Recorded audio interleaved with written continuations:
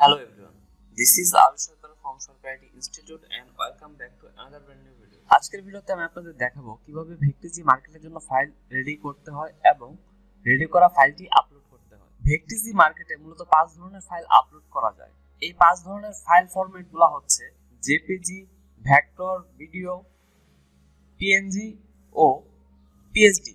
আর এর মধ্যে যদি আমরা আপলোডের রিকোয়ারমেন্টগুলো দেখি, জেপিজি আপলোডের ক্ষেত্রে সর্বনিম্ন ফাইল সাইজ 4 মেগাপিক্সেল ও সর্বোচ্চ ফাইল সাইজ 50 মেগাবাইট পর্যন্ত হতে পারে। ভেক্টর আপলোডের ক্ষেত্রে সর্বনিম্ন ইমেজ সাইজ 4 মেগাপিক্সেল ও সর্বোচ্চ ইমেজ সাইজ 25 মেগাপিক্সেল পর্যন্ত হতে পারবে। আর ম্যাক্সিমাম ফাইল সাইজ হবে সর্বোচ্চ 50 মেগাবাইট। ভিডিও আপলোডের ক্ষেত্রে আমরা দুই ধরনের ভিডিও ফরম্যাটের ফাইল এই মার্কেটে আপলোড করতে পারবো। প্রথমটি হচ্ছে MP4 আর দ্বিতীয়টি হচ্ছে MOV ফরম্যাট। ভিডিও আপলোডের ক্ষেত্রে সর্বনিম্ন 5 সেকেন্ডের ক্লিপ আপলোড করা যাবে। আর ভিডিওর রেজোলিউশনের ক্ষেত্রে 4K ও HD ফরম্যাট প্রেফারেবল। আর video maximum file size 10 gigabyte পর্যন্ত পাওয়া যাবে। আর আমরা যারা PNG ফরম্যাটে ফাইল আপলোড দিব তাদের জন্য হচ্ছে PNG এর সর্বনিম্ন resolution 4 megapixel and maximum file size can be up to 50 megabyte. আর PSD আপলোডের ক্ষেত্রে সর্বনিম্ন ফাইল সাইজ 1.5 মেগাপিক্সেল আর সর্বোচ্চ ফাইল সাইজ 325 মেগাপিক্সেল পাওয়া যাবে। আমি নিজে যেহেতু টি-শার্ট নিয়ে কাজ করি তাই আমি এই মার্কেটে ভেক্টর আপলোড দিব। তাই ভেক্টর ফাইলটা আমরা কিভাবে মেক করতে হয় সেই জিনিসটা আজকে এই ভিডিওতে আমি দেখাবো। ভেক্টর আপলোডের ক্ষেত্রে যে রিকোয়ারমেন্ট ছিল minimum image size 4 megapixel, maximum image size 25 megapixel আর সর্বোচ্চ ফাইল সাইজ 50 মেগাবাইট। এটা ফুলফিল করার জন্য আমরা যদি আয়তাকার শেপ বা রেক্ট্যাঙ্গেল শেপে আমাদের ডিজাইনটাকে প্রেজেন্ট করি সেক্ষেত্রে আমরা মিনিমাম ওয়াইড আমরা নিব 25 মেগাপিক্সেল এবং হাইট নিব মিনিমাম 16 মেগাপিক্সেল। আর যদি আমাদের স্কয়ার শেপে আমরা ডিজাইনটাকে প্রেজেন্ট করি সেক্ষেত্রে আমরা অবশ্যই 25 মেগাপিক্সেল উভয় দিকে নিব। সেক্ষেত্রে আমাদের যে মিনিমাম ফাইল সাইজ 4 মেগাপিক্সেল সেটা খুব সহজেই ফিল আপ হয়ে যাবে এবং আমাদের প্রোডাক্ট এই মার্কেটে ফিট হবে। সো আমরা ইলাস্ট্রেটরে চলে যাব, ফাইলে যাব, ফাইল থেকে নিয়ে যাব। যেহেতু আমাদের মিনিমাম 25 হচ্ছে আমাদের মিনিমাম ওয়াইড এবং হাইট রাখা লাগবে, সেক্ষেত্রে আমরা সেফ জোনে থাকার জন্য 3000 পিক্সেল করব, অথবা আমরা 4000 পিক্সেলও রাখতে পারি। সেক্ষেত্রে হবে কি, আমরা যে অন্যান্য মার্কেট যেমন শাটারস্টক, এডিবি স্টক ওইসব মার্কেটেও কিন্তু রিকোয়ারমেন্ট ফুলফিল হয়ে যাবে এবং একই ফাইল সাইজ দিয়ে আমরা যদি একটু বড় করে ফাইল সাইজ নিয়ে আমাদের ফাইলটা রেডি করি সেক্ষেত্রে আমরা এই মার্কেটে তো ফাইল আপলোড দিতে পারবোই, পাশাপাশি অন্যান্য যে মার্কেট ওই মার্কেটগুলোর জন্য কিন্তু আমাদের ফাইল রেডি হয়ে যাবে এবং আমরা একই রেডি করা ফাইল 4-5টা ভিন্ন ভিন্ন মার্কেটে আপলোড করতে পারবো। এবং পরবর্তী একটা ভিডিওতে আমি তুলে ধরবো কিভাবে ফাইল সাইজ বা ফাইল রেডি করলে আমরা ভিন্ন ভিন্ন 4-5টা মার্কেটে একসাথে আপলোডের জন্য ফাইল রেডি করতে পারবো সহজে। তো ওয়াইড হাইট 3000 করে নেওয়ার পর আমরা কালার মোডটা RGB সিলেক্ট করে রাখবো আর PPI পিক্সেল পার ইউনিট 300 রাখবো। দেন আমরা ক্রিয়েটে ক্লিক করব।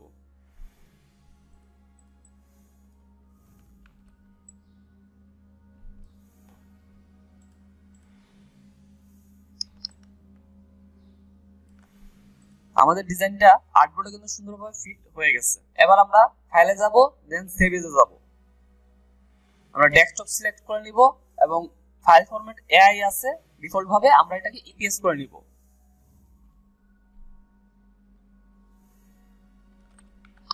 এরপর ফাইলের আমরা একটা নাম দিয়ে নিব। আমি মাইক্রোস্টক নাম দিয়ে ফাইলটা সেভ করতেছি। দেন আমরা সেভে ক্লিক করব। এরপর আমাদের এরকম একটা অপশন আসবে, এখান থেকে আমরা ভার্সন থেকে ড্রপ ডাউনটা আমরা ওপেন করে নিব। দেন আমরা ইলাস্ট্রেটর 10 যে ভার্সনটা আছে এই ভার্সনটা আমরা সিলেক্ট করব। দেন আমরা ওকে ক্লিক করব। আমাদের ফাইলটা কিন্তু অবশ্যই ইলাস্ট্রেটর 10 ভার্সনে সেভ করা লাগবে। এবার আমরা ভেক্টিজির কন্ট্রিবিউটর ড্যাশবোর্ডে চলে যাব এবং উপরের দিকে আপলোডে ক্লিক করব। আমরা এখানে ফাইলটা দুই ভাবে আপলোড করতে পারি। প্রথমটা হচ্ছে আমরা ফাইল এখানে ক্লিক করব, ক্লিক করে আমরা ফাইলটা সিলেক্ট করে নিয়ে আসতে পারবো, অথবা আমাদের যে ফাইল সেটাকে আমরা জাস্ট ড্র্যাগ করে এনে এখানে ছেড়ে দিলেও আমাদের ফাইলটা কিন্তু আপলোড হয়ে যাবে।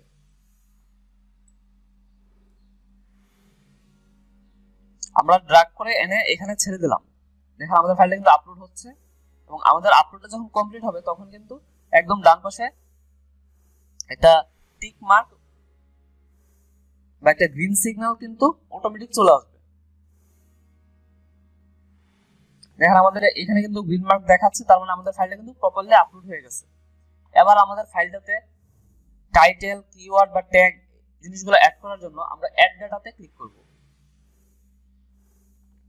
দেখেন আমাদের কিন্তু এই অপশনগুলো কিন্তু এখন দেখাচ্ছে না, হাইড রয়েছে, এবং এই অপশনগুলোকে হাইড থেকে শো করার জন্য আমরা জাস্ট আমাদের যে ডিজাইন, এই ডিজাইনটাতে একটা ক্লিক করব।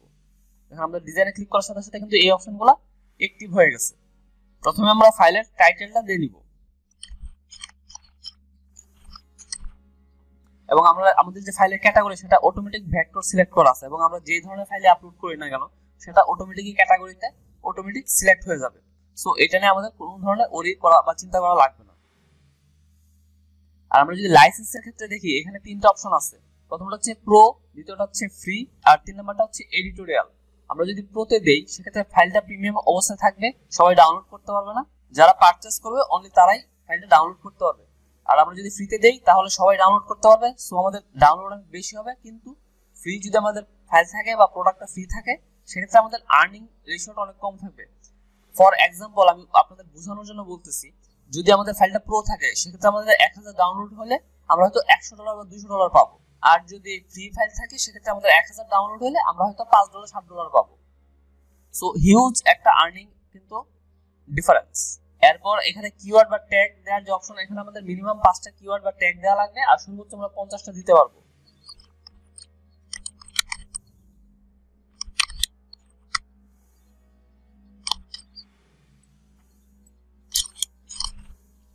ট্যাগ বা কিওয়ার্ড লেখার সময় আমাদের একটা খেয়াল রাখা লাগবে যে এখানে কোনো স্পেশাল সাইন বা চিহ্ন আমরা ব্যবহার করতে পারবো না। যেমন নরমালি আমরা টি শার্ট ডিজাইনের ক্ষেত্রে আমরা টি শার্ট যখন টাইপ করি, আমরা টি দেওয়ার পর একটা হাইফেন দিয়ে দেন কিন্তু আমরা টি শার্টটা লিখি, কিন্তু আমরা এখানে কিন্তু এর হাইফেন বা এই স্পেশাল যে চিহ্নগুলো আছে ওই চিহ্নগুলো কিন্তু আমরা এখানে ব্যবহার করতে পারবো না, শুধুমাত্র টেক্সট বা ওয়ার্ড কিন্তু আমরা ইউজ করতে পারবো। তো সেই জিনিসটা আমাদের মাথায় রেখে কিন্তু কিওয়ার্ডটা দেওয়া লাগবে। আমি আপাতত এই ফাইলটা ফ্রি দিচ্ছি। দেখেন আমাদের কিন্তু সবগুলো দেওয়া কমপ্লিট হয়ে গেছে, এর জন্য কিন্তু সাবমিট ফর রিভিউ অপশন চলে আসছে। আমরা সাবমিট ফর রিভিউ এবার ক্লিক করব। এরপর এখানে কনফার্ম সাবমিশন একটা অপশন চলে আসছে। কনফার্ম সাবমিশন এখানে খেয়াল করেন যে ভেক্টিজির যে গাইডলাইন আছে সেই গাইডলাইনটা আমরা মানতেছি, এবং তাদের যে রুলস এন্ড রেগুলেশন কিছু তুলে ধরছে, এবং কোনো কিছু আমরা ভায়োলেশন করতেছি কিনা এই জিনিসটা তুলে ধরছে। যদি আমরা মনে হয় যে না আমরা এই জিনিসগুলো ভায়োলেশন করতেছি না এবং তাদের সব গাইডলাইন আমরা মানতেছি, সেক্ষেত্রে আমরা এটা চেক মার্ক দিয়ে নিব, দেন আমরা সাবমিটে ক্লিক করব এবং আমাদের ফাইলটা কিন্তু সাবমিট হয়ে যাবে।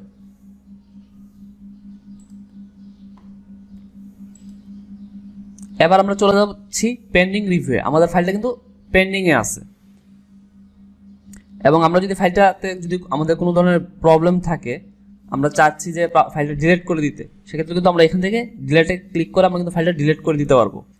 ভেক্টিজিতে কন্ট্রিবিউটর হওয়ার জন্য আমাদের প্রথম অবস্থায় 10টি ডিজাইন অবশ্যই অ্যাপ্রুভ করাতে হবে, আর 10টি ডিজাইন অবশ্যই অ্যাপ্রুভ করানোর জন্য এবং আমাদের ডিজাইনগুলো যেন রিভিউ হয় সেজন্য অবশ্যই আমাদের আইডি এবং পেজ ভেরিফাই করা থাকা লাগবে। আর 10টা ডিজাইন যেন সহজেই অ্যাপ্রুভ হয়ে যায় সেজন্য আমাদের অবশ্যই 15 বা 20টা ডিজাইন একসাথে আপলোড করা লাগবে। সেক্ষেত্রে আমাদের 10টা ডিজাইন অ্যাপ্রুভ হওয়ার সম্ভাবনা অনেকাংশে বেড়ে যাবে এবং আমরা কিন্তু খুব সহজেই ভেক্টিজির কন্ট্রিবিউটর হয়ে যাব। আশা করছি এই ভিডিও থেকে আপনারা কিভাবে ভেক্টিজির জন্য ফাইল রেডি করবেন এবং ভেক্টিজিতে ফাইল আপলোড করবেন পুরো প্রসেস সম্পর্কে ক্লিয়ার একটা ধারণা পেয়ে গেছেন। তারপরও কারো যদি কোনো কোশ্চেন থাকে সেক্ষেত্রে এই ভিডিওর কমেন্ট সেকশনে আপনারা প্রশ্ন করতে পারেন, আমি চেষ্টা করব প্রত্যেকের প্রশ্নের উত্তর দেওয়ার। দেখা হবে পরবর্তী ভিডিওতে নতুন কোনো টপিকে। সে পর্যন্ত সকলেই ভালো এবং সুস্থ থাকেন। ধন্যবাদ সকলকে।